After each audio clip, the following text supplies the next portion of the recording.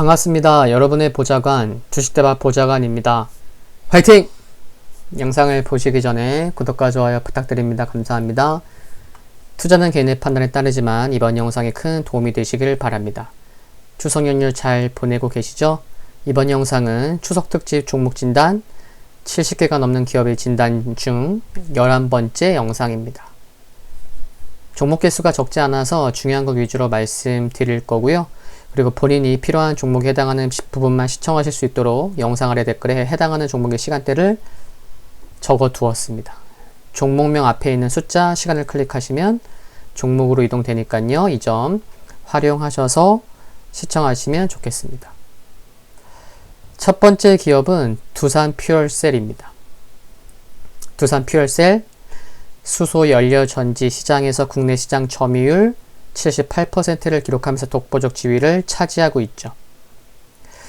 지난 9월 4일 3,420억 원 규모의 유상증자 계획이 발표되었고, 모기업인 두산중공업이 3조 원 규모의 자구안 마련에 바쁜 가운데 두산퓨얼셀은 유상증자로 마련한 3,420억 원을 모두 생산라인 증설 등으로 재투자하기로 한 점은 긍정적으로 보입니다. 비교되는 거죠. 유상증자로 조달된 3,420억 원 중 가장 많은 2,170억 원은 연료전지 기기 제작을 위한 자재 구매 대금 집행으로 사용될 예정이고, 803억 원은 익산에 있는 발전용 연료전지 생산 설비 증설에, 그리고 447억 원은 차세대 연료전지인 고체 산화물 연료전지 생산라인 증설과 기술 개발에 각각 투자할 것으로 전망되고 있습니다. 또 지난 9월 중순 업계에 따르면 두산퓨얼셀은 최근 국내 발전용 연료전지 발주량 전망치를요, 2023년에 300메가와트에서 얼마로 높였냐면 무려 580메가와트로 올렸습니다. 발주량 전망치를. 그리고 또 두산퓨얼셀이 국책과제로 개발 중인 트라이젠 모델이라는 것이 전기, 열, 수소 생산, 이 세 개가 모두 생산 가능한 모델이어서 전기차, 수소차 충전 인프라 생태계를 동시에 확장할 것으로 기대가 되고 있는 점 등이 긍정적으로 생각이 듭니다. 정부 계획을 반영한 발주 현실화 여부, 또 향후 수출 시장 개척에 따라 기업 가치가 더욱 높아질 수도 아닐 수도 있겠지만, 지금의 전망대로라면 2022년의 매출 1조 원, 2025년의 매출 2조 원이 전망되고 있는 점은 머릿속으로 좀 그려두시고 계시면 좋을 것 같습니다. 가깝게는 3분기 실적 개선 기대감 유효할 전망이고요.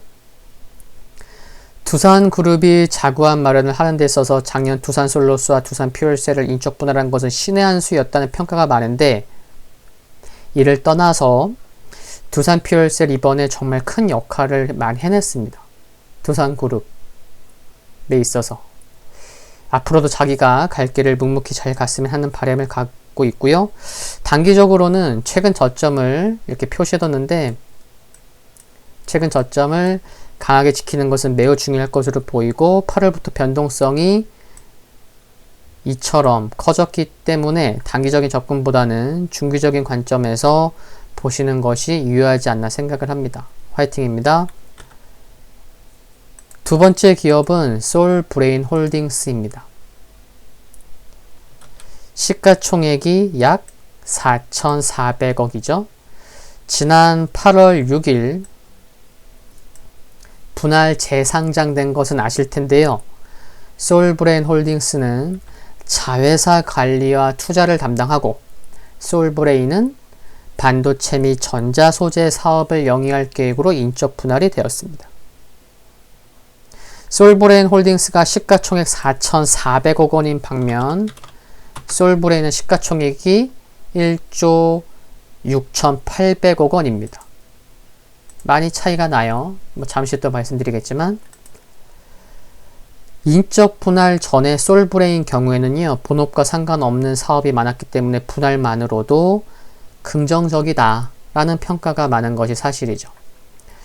이렇게 지주사와 사업회사로 인적 분할이 되면 주식 투자를 하는 입장에서는 지주회사인 솔브레인 홀딩스보다는 솔브레인에 투자하는 것이 일반적이고 효율적입니다.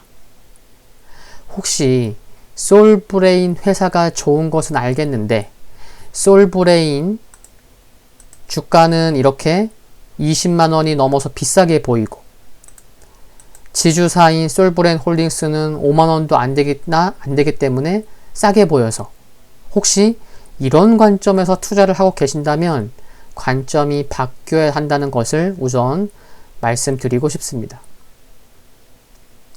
이런 차원에서 솔브레인 관련 내용 잠깐 말씀을 드리면요. 최근 반도체가 고집적화, 초방막화 되어가고 있는 가운데 3D 고단화에 따른 시가격 수요가 구조적으로 증가할 것으로 전망되는 점, 그리고 2차전지 재료 쪽에서도 핵심 소재 중 하나인 전해액을 생산하고 있을 뿐만 아니라 또한 가스 발생 억제, 과충전 방지 등 2차전지의 수명과 성능을 향상시킬 수 있는 다양한 기능성 전해액을 개발 및 공급하고 있는 점 등은 긍정적으로 보입니다. 솔브레인 홀딩스의 흐름을 보시면 솔브레인도 거래량이 많진 않지만 솔브레인 홀딩스도 거래가 이처럼 연휴 전에 55,000주였죠. 극히 적은 편이라서 비중은 크지 않으셨으면 좋겠고 의미 있는 상승이 나오기 위해서는 5만원을 강하게 돌파하는 것이 중요하다고 생각을 합니다. 다만 좀 전에 말씀드렸던 것처럼 분할 전에 솔브레인 회사에 관심이 많으셨다면 분할 후 홀딩스가 아닌 사업회사인 솔브레인에 관심을 두는 것이 효율적이라는 말씀을 드리면서 마무리하겠습니다. 화이팅입니다.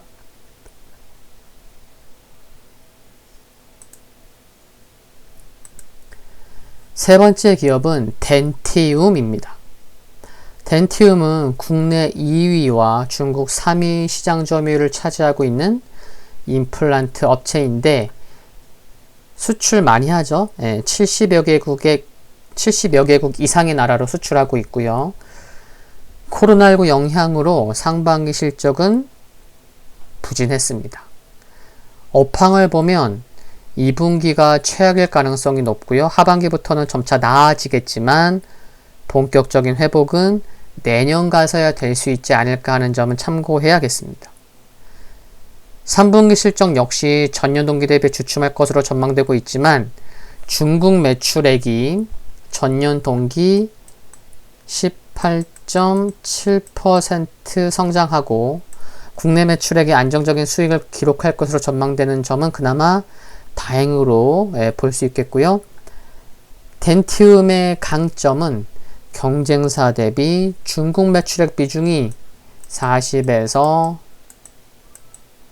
50% 수준으로 가장 높은 업체라는 점이죠. 성장성이 큰 중국 시장에서의 성장성을 기대해 볼 수 있겠죠. 거래량 아래를 보시면요. 7월 말에 이처럼 오랜만에 대량 거래가 터졌고 또 당시 들어왔었던 빨강색 기관 수급이라는 것도 8월 중순 이후부터는 지속 매도를 보이고 있는 점이 수급적으로도 부담이 되고 있는 듯 보입니다. 그리고 거래량 아래를 보시면 파란색의 외국인이잖아요. 보유율. 또 올해 내내 지속적으로 매도하고 있는 외국인 수급 역시 마찬가지죠. 결국 실적 개선에 대한 시그널이 확인될 필요가 있겠고 수급적으로도 외국인과 기관의 수급이 의미있게 매수로 전환되는 모습이 나와야 우리가 원하는 의미있는 바닥이 만들어지지 않을까 생각을 합니다. 단기적으로는 종가상 33,000원을 지키는 것은 중요하다고 생각합니다. 화이팅입니다.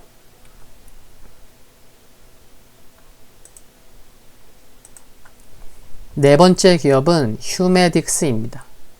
필러, 관절염 치료제, 전문의약품 등 제품의 제조 및 유통 사업을 하고 있죠.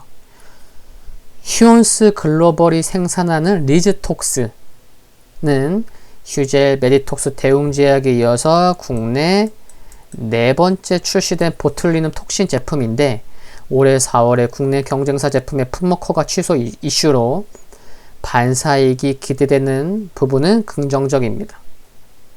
다만 톡신 수출을 휴메딕스가 하는 게 아니고 휴온스가 하는 점은 좀 아쉬운 부분이지 않나 하는 생각도 가져볼 수 있겠고요.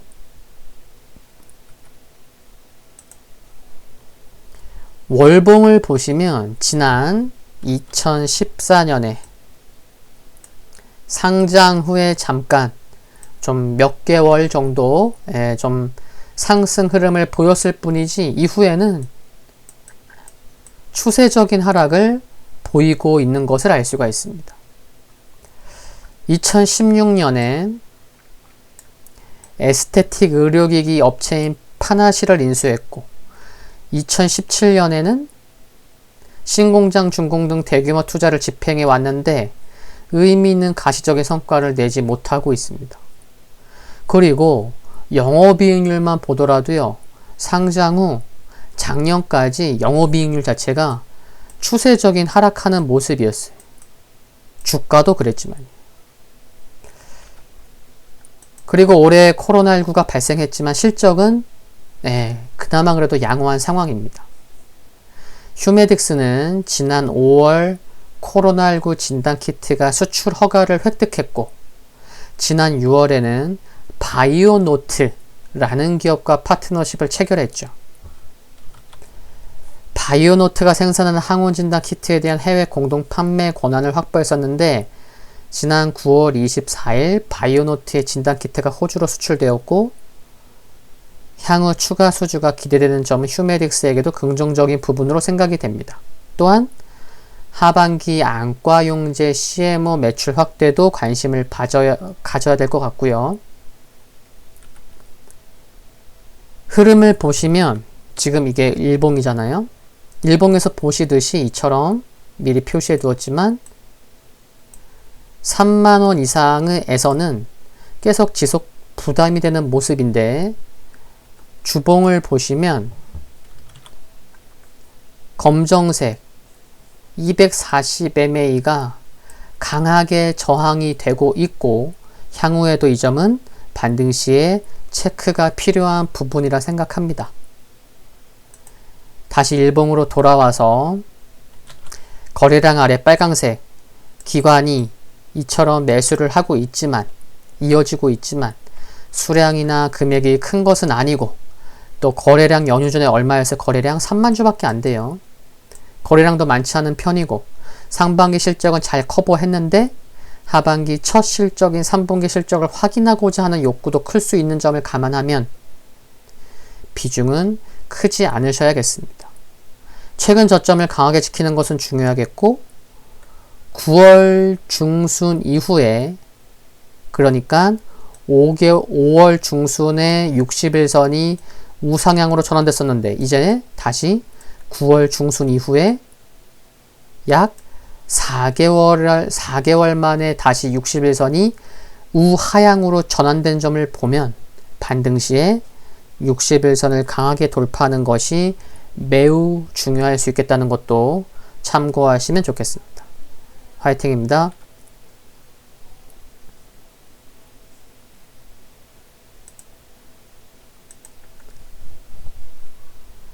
다섯 번째 기업은 이지홀딩스입니다. 이지바이오가 이지홀딩스와 이지바이오로 인적 분할이 되어서 신설법인 이지바이오의 경우에는 자돈 사료와 사료 첨가제 부문이 포함되었고 지금 보시는 문의 주신 이지홀딩스에는 팜스토리, 우리손 FNG, 마니커, 정다운, 옵티팜 등이 자회사로 남았습니다. 이와 같은 인적 분할을 한 이유는 지현욱 대표의 경영 승계 등을 위한 것이었는데요. 이지홀딩스의 지현욱 대표가 최대 주주이기 때문에 사실상 승계는 완료된 것이라고 봐도 무방한 듯 보입니다. 결국 이지홀딩스의 경우에는 조금 전에 말씀드렸던 자회사들의 실적이 호조세를 보이면 실적이 자연스럽게 좋아지는 흐름인 셈인 거죠. 근데 아픈 손가락이 있어요. 어디죠? 네, 맞습니다. 마니커입니다. 마니커.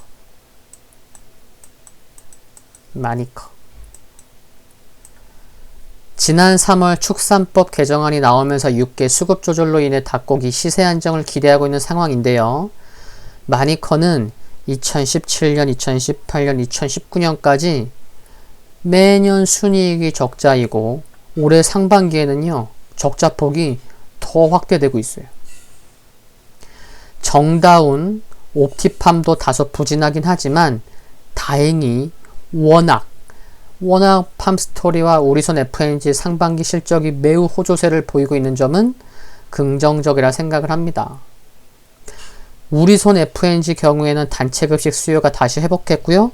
해외여행이 제한되어서 해외여행 수요가 오랜 기간 국내에 묶일 것으로 전망되고 있고, 또 글로벌 육가공 공장 폐쇄 및 중국 아프리카 돼지열병 재발 이슈 등으로 돈육 수입이 제한적일 것으로 판단되기 때문에 국내 돈가는 돼지 작년보다 높은 수준에서 형성될 것으로 기대가 되는 점 또한 긍정적입니다. 주봉을 보시면 꼭 주봉만을 안 봐도 알 수 있는데요. 지수 관련주가 아니에요. 이지홀딩스가. 그래서 주가의 흐름이 솔직히 생각보다 시원찮습니다. 올해도 마찬가지고요. 단순히 기업이 좋아서 투자하실 수도 있지만 지금 말씀드린 부분을 참고하신다면 비중은 적으셔야 할 것으로 생각합니다. 최근 3거래일간 여기 보시면 이처럼 외국인 매수가 들어오면서 주가가 어디가 바닥일지 모르는 상황에서 반등이 나온 점은 참 다행이라 생각하는데, 반등 시 많은 이평선이 모여있는 4,500원에서 4,600원 사이 이 가격권은 5,600원은 강하게 돌파하는 것이 매우 중요하다는 말씀을 드리면서 이만 마무리하겠습니다. 화이팅입니다. 마지막 기업은 뉴트리입니다. 뷰티 제품, 다이어트 제품, 슈퍼푸드 등을 판매하고 있는데 대표적인 브랜드가 뭐죠? 에버콜라겐.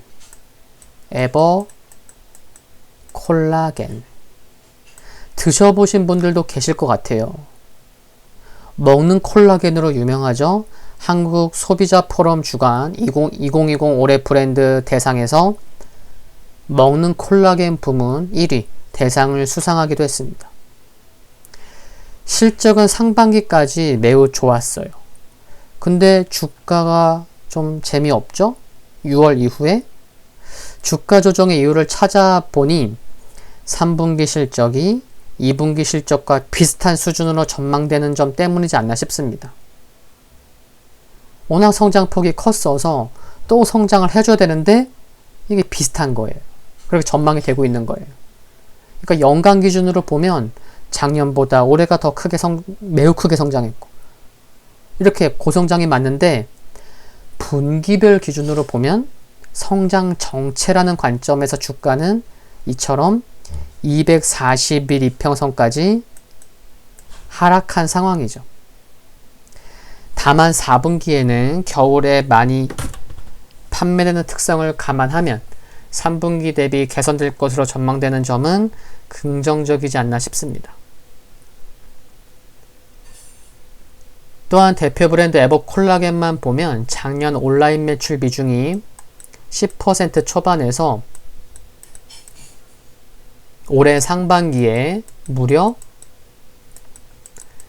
24.9%까지 상승했고, 올해 연간 말로 가면은 한 30%까지도 늘어나는 게 아닌가 이렇게 전망되고 있습니다. 그러면 작년 대비해서 무려 온라인 매출 비중이 3배가 된 거예요. 2배가 늘어서 이쪽이 근데 영업이익률이 또 높아요. 이런 점은 긍정적이죠.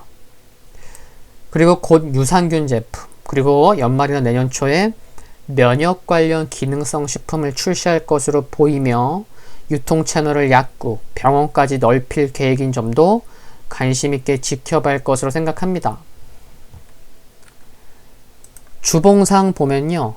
이처럼 하늘색 60MA까지 하락한 상황인데 현재 특별한 모멘텀이 부재해서 당분간 지지부진할 것으로 생각되는데 3개월 이상의 관점에서 본다면 제가 말씀드렸던 긍정적 요인들을 참고하며 바닥이 어디에서 나올지에 관심을 가져보는 것도 하나의 전략이 될 수 있지 않을까 말씀을 드립니다. 화이팅입니다. 6개 기업에 대한 진단은 여기서 마무리하겠습니다. 모든 것들이 긍정적인 방향으로 순조롭게 흘러가기를 바라겠습니다. 도움 되셨다면 구독과 좋아요 부탁드리고요. 영상물 아래 좋아요 클릭은 큰 힘이 됩니다. 알림 설정을 전체 알림 받기로 해놓으시면 신속히 확인해 보실 수 있으시고요. 성공 투자하시기를 기원하겠습니다. 건강 유의하시고요. 감사합니다.